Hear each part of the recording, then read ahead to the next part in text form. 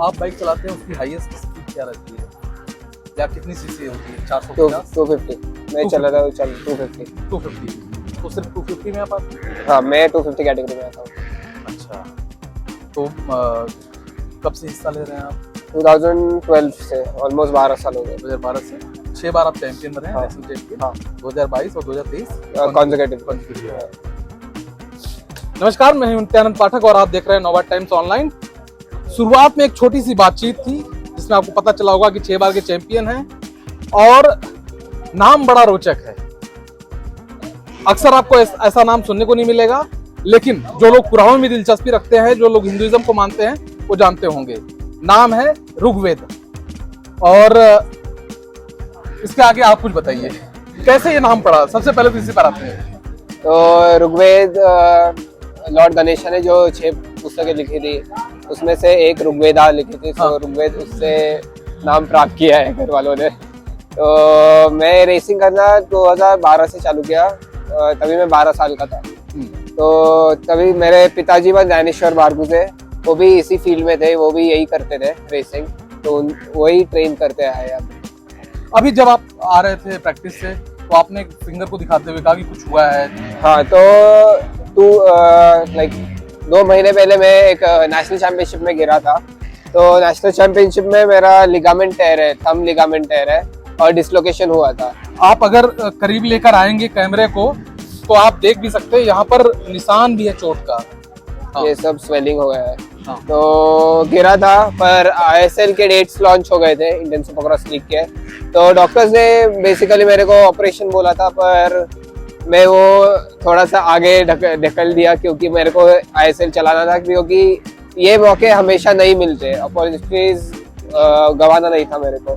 तो फॉरेनर्स के साथ भी जो हम चलाते हैं वो उससे सीखने भी बहुत मिलता है।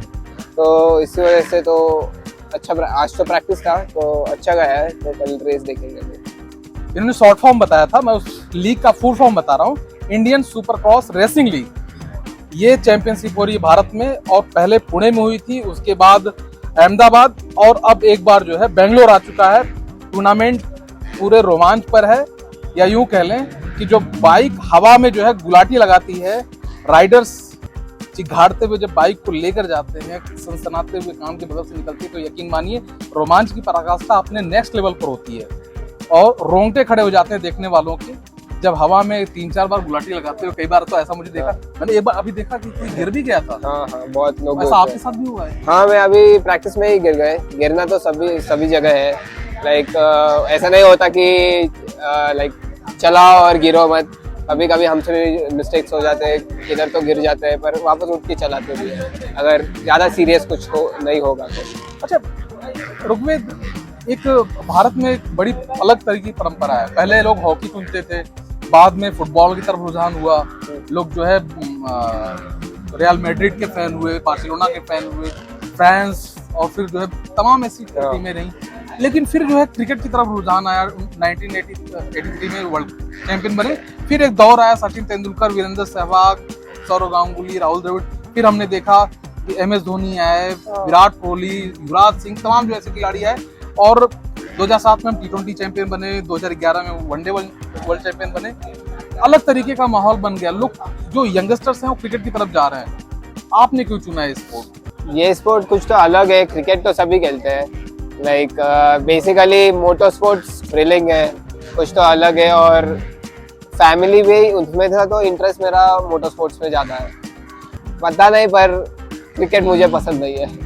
क्रिकेट नहीं, पर दूसरा स्पोर्ट देखे तो फुटबॉल अच्छा लगता है, पर ये ज़्यादा टेम्पटिंग है। क्रिकेट, या यूं कह लें कि बैट बॉल भारत में गली गली में फेमस है। हाँ। स्पॉन्सरशिप मिलना आसान होता है। हाँ। कितना मुश्किल होती है आपको? हमको बहुत मुश्किल होता है, क्योंकि ये स्पोर्ट रिकग्नाइज किया नहीं है अभी तक।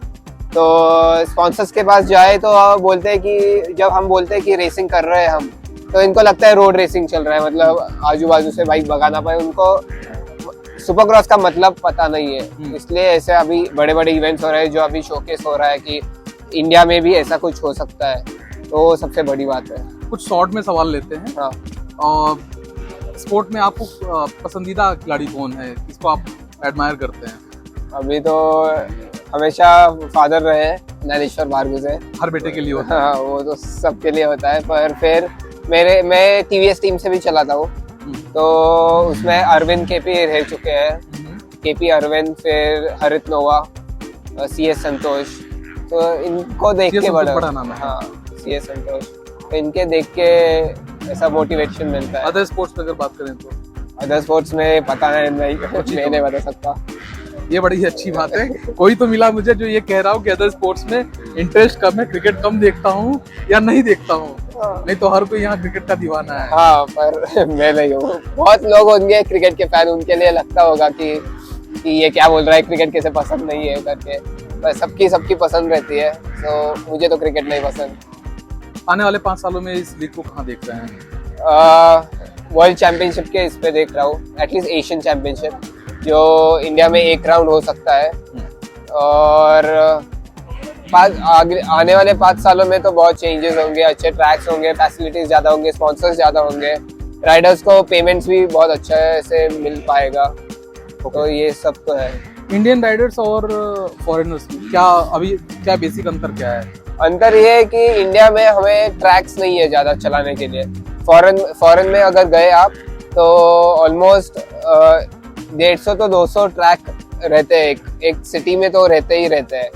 तो इनको एवरीडे अलग ट्रैक,